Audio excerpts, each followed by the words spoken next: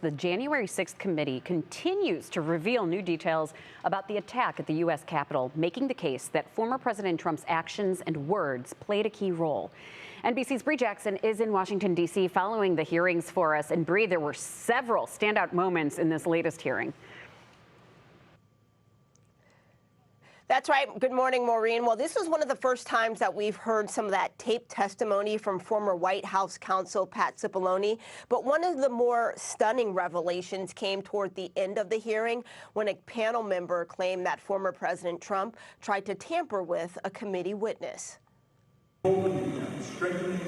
January 6 committee members dropping a bombshell, claiming former President Trump tried calling a potential witness who the public hasn't heard from yet. This committee has supplied that information to the Department of Justice. As part of its case, the panel has painted a picture of a person acting out of desperation, saying the former president's plot to stay in power even included seizing voting machines, something witnesses testified was discussed during what's being called an unhinged White House meeting. I mean, at times there were people shouting at each other, hurling insults at each other. You're asking one simple question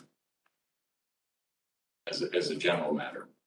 Where is the evidence? Resulting in the now infamous Trump tweet calling his supporters to Washington on January 6. January 6th, kick that door open, look down the street. There's going to be 1 million plus geeked up armed Americans. Among them, far-right extremist groups like the Oath Keepers and Proud Boys.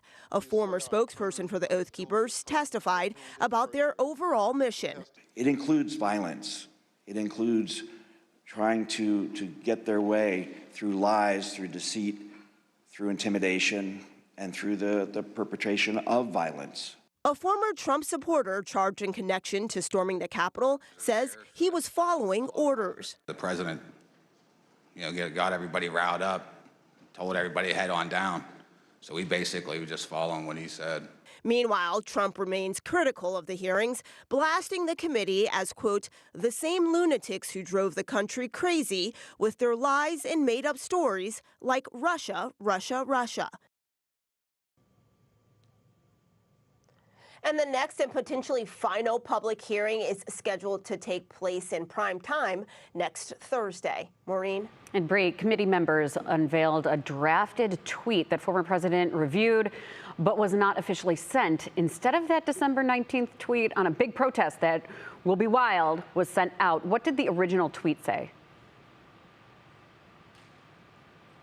Well, Maureen, the draft tweet said that the crowd should march to the Capitol after Trump's Stop the Steal speech. But what the committee hoped to really emphasize by talking about this draft tweet was that more planning went into sending the crowd to the Capitol than originally thought. The committee believes that Trump had a deliberate strategy to gather his supporters there at the same time that the Electoral College results were being certified.